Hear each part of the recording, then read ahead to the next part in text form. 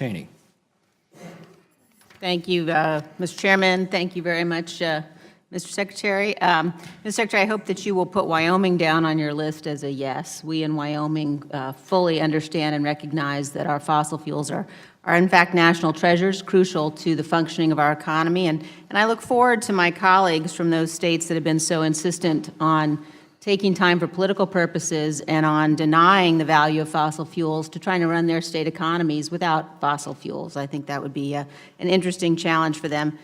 Mr. Secretary, I've got just three issues I might want to list and then get you to see what we can do to help us on all three of those.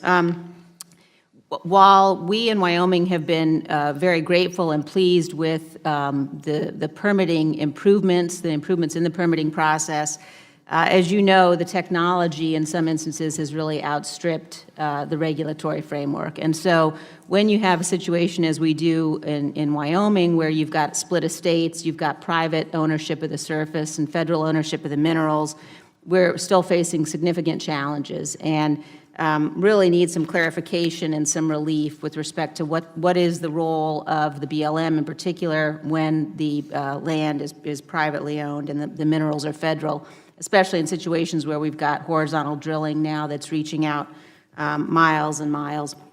The second issue I wanted to get your assistance and help on, Mr. Secretary, has to do with view sheds.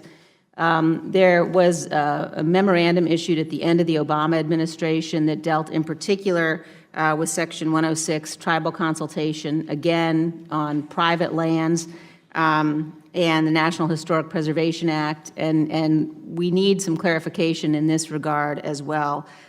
We need a new instructional memo. We need some clarity for BLM field offices with respect to how they can properly conduct tribal consultations without the kind of very significant delay that we continue to see and what seems to be uncertainty. And then finally, Mr. Secretary, in the area of water, we've got issues between the Bighorn Lake, which is in Wyoming, as you know, and the Bighorn River.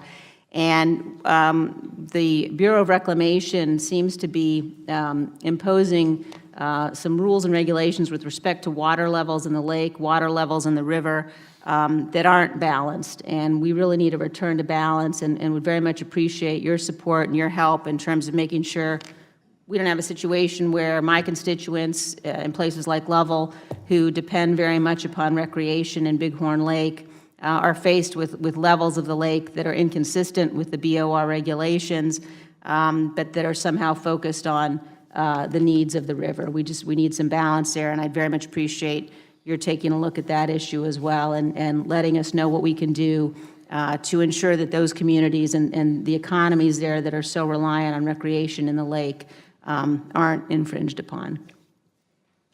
I agree. I'm committed to work with you on it. I was unaware of the Bighorn issue, but we'll look at it. In general, our regulatory framework, the government is always behind innovation, and we're trying to look at a framework of regulation where we make sure there's a threshold for safety, reliability, stewardship, but to incorporate innovation, best science, and best practices. It is clear with horizontal drilling and some of the innovation on wind and solar as well that our regulatory framework is not capable of keeping pace with industry innovation, and in many ways innovation improves reliability and safety. So we are working with energy and innovation across the board to look at giving some flexibility without diminishing our core responsibility of stewardship and environmental safety. On permitting, which is always a problem, we're catching up. We're also looking at, there's a state permitting process and a federal permitting process. And we're looking at, within the confines of the law, how do we make sure we're not redundant? And so giving the front end to the state, having them do what they need to do, and then us doing just the tail end, rather than the federal government repeating the process line by line.